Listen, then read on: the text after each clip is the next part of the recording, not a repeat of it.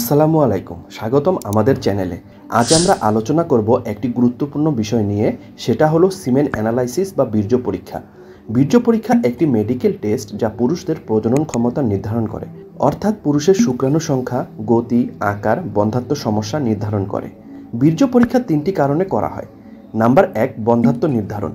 যদি কোনো দম্পতি 1 বছর ধরে সুরক্ষিত যৌনমিলন ছাড়াই গর্ভধারণে ব্যর্থ হয়, তাহলে পুরুষের বন্ধ্যাত্ব নির্ধারণ করতে সিমেন অ্যানালাইসিস বা বীর্য পরীক্ষা করা হয়। নাম্বার 2, ভ্যাসেক্টমি পরবর্তী পরীক্ষা। ভ্যাসেক্টমি একটি সার্জিক্যাল প্রসিজার, যেখানে পুরুষকে স্থায়ীভাবে গর্ভনিরোধ করা হয়।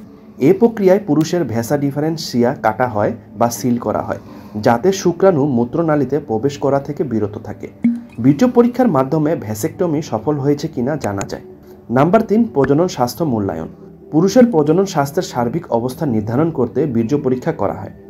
বীর্য পরীক্ষা করার আগে আপনি কিভাবে প্রস্তুতি নেবেন? বীর্য পরীক্ষা করার আগে কিছু প্রস্তুতি নিতে হয়। নাম্বার 1, যৌনমিলন থেকে বিরত থাকতে হবে। বীর্য পরীক্ষার আগে 2 থেকে 5 দিন যৌনমিলন থেকে বিরত থাকতে হবে, কারণ খুব কম বা বেশি বীর্য সিমেন অ্যানালাইসিসে প্রভাব ফেলে। নাম্বার 2, ওষুধ ও খাবার। বীর্য পরীক্ষার আগে কোনো ওষুধ বা খাদ্য খাওয়ার আগে অবশ্যই চিকিৎসককে জানাতে হবে। কিছু ওষুধ বা খাদ্য বীর্যের গুণগত মানকে প্রভাবিত করে।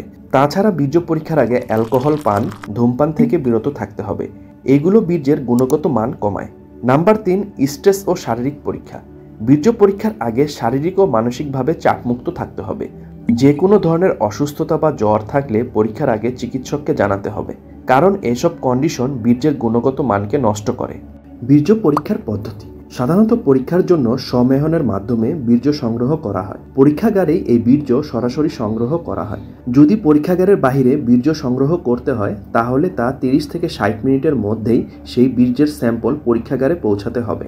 বীর্য সংগ্রহের আগে অবশ্যই হাত ও যৌনাঙ্গ ভালোভাবে পরিষ্কার করে নিতে হবে, যাতে কোনো ধরনের সংক্রমণ বা দূষণ বীর্যের স্যাম্পলে না থাকে। সাধারণত বীর্য পরীক্ষার ফলাফল 1 থেকে 2 দিনের মধ্যেই পাওয়া যায়। পরীক্ষার ফলাফল বুঝতে কিছু গুরুত্বপূর্ণ বিষয় অ্যানালাইসিস করা হয়। নাম্বার 1, বীর্যের আয়তন মাপা হয়।